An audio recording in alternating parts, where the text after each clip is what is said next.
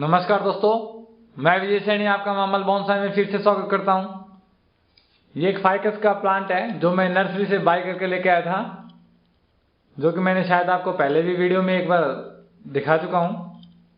आज हम इस पे वायरिंग करेंगे और देखते हैं इसको कौन सा शेप देंगे।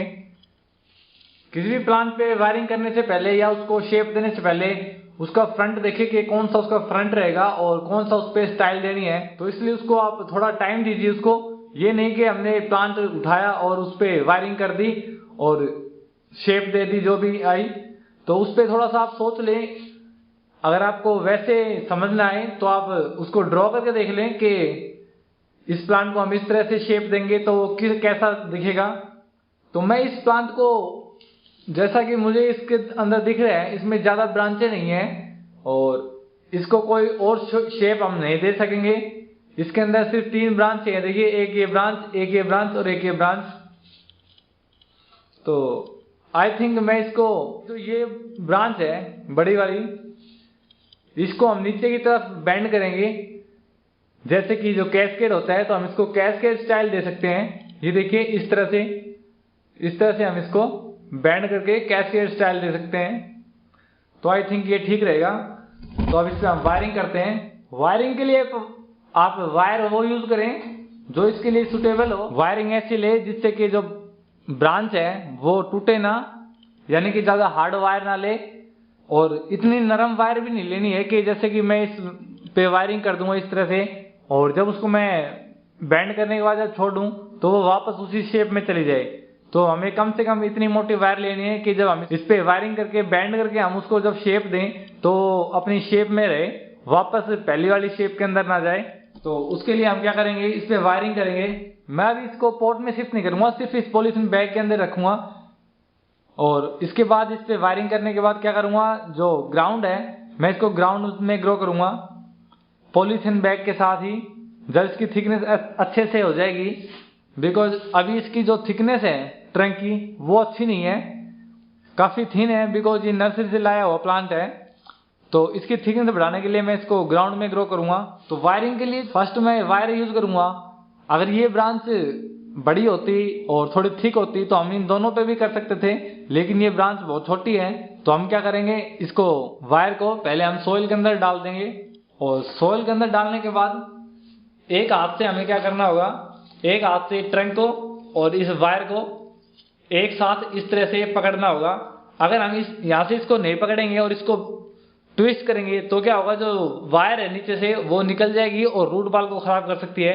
तो ट्रंक के साथ में वायर को इस तरह से टाइट पकड़ ले, यानी कि इसको हिलने ना दें और फिर इसको ट्विस्ट करें। ट्विस्ट करते टाइम ये ध्यान रखें कि जो आपकी वायर है वो यहां से ना हिले, यहां से वो हिले नहीं और इस तरह से इसको ट्विस्ट करते जाएं। जैसे ही यहां से आपकी ट्विस्ट हो गई, यहां से हमने ट्विस्ट कर दिया है। ट्विस्ट करने के बाद क्या होगा, इसको इस तरह से घुमाने के बाद इसको फिर यहां से पकड़ लें, यानी कि धीरे धीरे ऊपर की साइड आप जाते जाएं। जैसे जैसे वायर ऊपर जाएगी हम ऊपर से पकड़ते जाएंगे ताकि नीचे से वायर हिले ना। और वायरिंग के टाइम पे ये ध्यान रखिए, ज्यादा टाइट वायर ना करें, वायर को ज्यादा टाइट ना लें, बिकॉज ज्यादा टाइट वायर लेंगे तो क्या होगी, जो वायर है वो तने के अंदर धंस जाएगी, जिससे कि जो ट्रंक है वो खराब हो सकता है। एक हाथ से सपोर्ट करते रहें जरूर ब्रांच को, अदरवाइज जो ब्रांच है वो टूट जाएगी। वायरिंग के टाइम पर अगर आपके पास जो टर्न टेबल हो तो ज्यादा अच्छा है, बिकॉज टर्न टेबल होने से क्या होगा, जैसे मैं इस पे वायरिंग कर रहा हूं और जो ट्री है वो हिलेगा तो क्या होगा, जो टर्न टेबल है वो हिल जाएगी। अगर टर्न टेबल नहीं होगी और मैं इस पे वायरिंग कर रहा हूं और जब प्लांट पे दबाव पड़ेगा तो क्या होगा, प्लांट इस तरह से सोइल के अंदर से हिल सकता है। तो इसलिए टर्न टेबल हो तो ज्यादा अच्छा है। ये देखिए, हमने इस पे वायरिंग कर दी है। अब हमें क्या करना होगा, इसको शेप देनी है। तो इसको हम धीरे धीरे इस तरह से बेंड करेंगे। ये याद रखिए कि ज्यादा बेंड नहीं करना है, ज्यादा बेंड करेंगे तो क्या होगा, ये टूट सकता है ट्री। दोनों हाथों से इस तरह से बिल्कुल धीरे धीरे इसको बेंड करना है। ज्यादा एकदम से झटके से बेंड करोगे तो जो ट्रंक है हमारी वो टूट जाएगी। अब इसको बेंड करने के बाद क्या है, इसको हमें थोड़ा सा शेप देना होगा। एक तो ये बिल्कुल स्ट्रेट है, हम इसको बिल्कुल स्ट्रेट नहीं रखेंगे, थोड़ा सा इसमें बेंड करते हुए इसको नीचे की साइड लेके आएंगे। जैसे एक बार हमने इस साइड इसको बेंड किया और एक बार इसको इस साइड बेंड करेंगे फिर दोबारा इस साइड बेंड करेंगे और फिर इस साइड।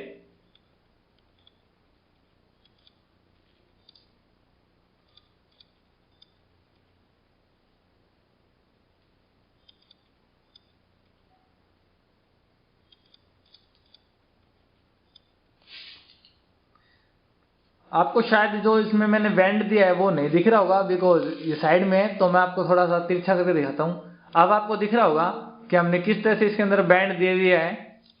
अब इसकी जो ये ब्रांच जो निकलेगी इसको हम इस साइड ग्रो करेंगे और इसको हम यहां से हटा देंगे।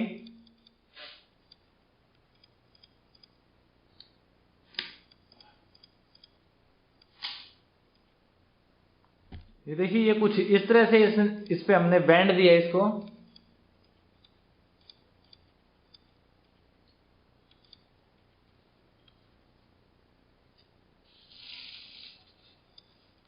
अब ठीक है, मैं इस पे थोड़ा सा सिंदूर यूज कर देता हूं। जैसा कि मैंने आपको एक वीडियो के अंदर बताया था कि अगर कट पेस्ट ना हो तो जो सिंदूर है वो हम यूज कर सकते हैं। और ये वो सिंदूर है जो ऑरेंज कलर का है, एक रेड कलर का आता है, लेकिन हमें जो ऑरेंज कलर का है वो यूज करना है। अगर आपके पास अलसी का ऑयल है तो वो यूज करें, अगर वो नहीं है तो हम नॉर्मल जो घी होता है वो यूज कर सकते हैं। इस ब्रांच से रिमूव करने का एक बेनिफिट और मैं आपको बता देता हूं क्या है। जैसे कि हमने इस ब्रांच को रिमूव कर दिया तो अब क्या होगा, जो ट्री का जो फोकस है वो क्या होगा, जो फूड है जो पावर है वो क्या है इस मेन ब्रांच के अंदर जाएगी। यानी कि ये ब्रांच जो हमारी है वो अच्छे से ग्रो करेगी। और एक जो ये छोटी ब्रांच है जो कि ग्रो नहीं कर पा रही थी, अब क्या होगा ये ग्रो करेगी और इसकी थिकनेस जो है वो बन जाएगी। और इससे क्या है, जब ट्री ग्रो करेगा, जब हम ट्री को बेंड कर देते हैं तो क्या इसकी जो ट्रंक है उसकी थिकनेस भी बन जाती है। वायरिंग करने से पहले एक चीज का ध्यान रखिए, उसमें वाटरिंग एक दिन पहले देना बंद कर दें। बिकॉज अगर आप वाटरिंग किए आज ही और आज ही इसके अंदर वायरिंग करेंगे तो क्या होगा, जो सोइल है वो गीला होगा और गीले सोइल के अंदर जब हम वायरिंग करेंगे तो क्या है, जब हम वायरिंग करेंगे तो प्लांट पे थोड़ा सा फोर्स पड़ता है। उस फोर्स से क्या होगा, जो प्लांट है उसकी जो रूट्स है वो डैमेज हो सकती है और जो रूट बॉल है वो टूट सकता है। तो एक दिन पहले उसमें वाटरिंग देना बंद कर दें। फाइकस बेस्ट प्लांट है बिगिनर के लिए। अगर आप बिगिनर हैं तो आप फाइकस के जो प्लांट है वो चूज कीजिए, जैसे कि फाइकस पांडा, फाइकस लॉन्ग आइलैंड, इस तरह के इसकी काफी प्रजातियां हैं। चाइनीज बनियन वो सब आप यूज कर सकते हैं। काफी अच्छे प्लांट है बोनसाई के लिए। और अब जो मंथ स्टार्ट होने वाला है फरवरी के अंदर आप बोनसाई के लिए ये सब कर सकते हैं, जैसे कि रिपोर्टिंग, प्रूनिंग, या किसी प्लांट को आप कलेक्ट करके लेकर आए हैं वो आप लगा सकते हैं। फाइकस के अंदर सबसे बेस्ट चीज जो मेरे को लगती है वो ये है कि इसको हम जितना पुन करेंगे ये उतना गहरा फॉलेज बनाएगा।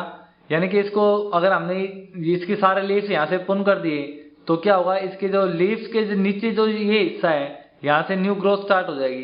किसी प्लांट को पुन करूंगा तब उसके अंदर इसकी कुछ बातें हैं जो मैं आपको बताऊंगा कि किस तरह से इसको पुन करना चाहिए, या आप मेरे जो ओल्ड वीडियोज हैं वो देख सकते हैं। जो ये कटिंग अब जो ये ब्रांच हमने रिमूव की है, इस ब्रांच को हम फेंकेंगे नहीं, इससे भी हम एक प्लांट ग्रो करेंगे। बिकॉज ये काफी इजीली ग्रो हो जाती है कटिंग से फाइकस। मैंने कटिंग से ही काफी फाइकस तैयार कर लिए हैं। मैं जब किसी भी फाइकस ट्री को कट करता हूँ या पुन करता हूँ या उसकी ब्रांच रिमूव करता हूँ तो उन सबको, यानी कि अगर मेरे पास छोटी सी भी कटिंग है, इतनी सी भी कटिंग है, तो मैं उसको ग्रो कर देता हूँ। इस प्लांट को जब हम बोनसाई पॉट के अंदर लगाते हैं तब इसकी जो लुक है वो अच्छी आएगी। अभी ये नॉर्मल पॉलीथीन बैग के अंदर है। आपका प्लांट ज्यादा अच्छा तब दिखेगा जब वो अगर बोनसाई पॉट के अंदर है। अगर हमने नॉर्मल पॉट या पॉलीथीन बैग के अंदर रखा हुआ है प्लांट तो इतना अच्छा नहीं लगता। तो इसको मैं अभी ग्रो होने के लिए छोड़ दूंगा अच्छे से ग्राउंड के अंदर ये अच्छे से ग्रो होगा। कैस्केड का जो पॉट होता है वो क्या है, थोड़ा लंबा होता है, उसकी हाइट ज्यादा होती है। वो इसलिए होती है बिकॉज जो प्लांट है, जो कैस्केड बोनसाई है, उसका जो मेन ट्रंक है वो नीचे की साइड इस तरह से झुका हुआ होता है जैसे कि ये है।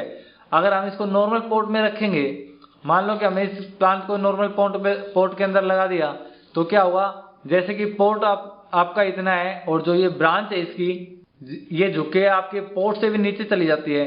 तो उससे क्या होगा, ये हिस्सा जो है वो आपका जो ग्राउंड है, फ्लोर है, उसके अंदर टच हो जाएगा, जिससे कि इसकी प्लांट की लुक भी अच्छी नहीं आएगी और प्लांट आपका डैमेज हो सकता है अगर ये उस पर ज्यादा फोर्स करेगा।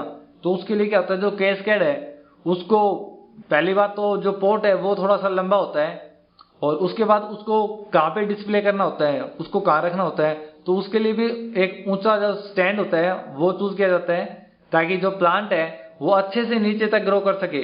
मैं कोशिश करूंगा आपकी क्वेरी वीडियोस के अंदर मैं सोल्व कर सकूं। अगर फिर भी आपको कुछ समझ ना आए तो आप कमेंट्स में पूछ सकते हैं, और डेली अपडेट्स के लिए आप चैनल को सब्सक्राइब कीजिए। दोस्तों, फाइकस को आप फर्टिलाइज करें। अगर आपके पास फाइकस ट्री है और आप उसको अच्छे से ग्रो करना चाहते हैं तो आप फरवरी के अंदर आप उसको फर्टिलाइज कीजिए। आप मार्केट से भी फर्टिलाइजर ला सकते हैं। अगर आप मार्केट वाला यूज नहीं करना चाहते, खुद का बनाना चाहते हैं, तो आप, मैंने आपको एक बार जो सरसों की खल से एक फर्टिलाइज बताया था लिक्विड, उसके अंदर आप 2 चम्मच यूरिया के डाल दें और उस घोल को मिलाकर अपने प्लांटों में अप्लाई कर दें। या आप 15 दिन में एक बार उन पर अप्लाई करें। उससे क्या प्लांट की जो ग्रोथ है वो अच्छी होगी, और जो इसके लीव्स हैं ये इतने ग्रीन हो जाएंगे, काफी बिल्कुल ताजा लीव्स लगेंगे, प्लांट आपका काफी हेल्थी हो जाएगा। ओके दोस्तों, नेक्स्ट वीडियो में फिर मिलेंगे, तब तक के लिए नमस्कार, शुक्रिया।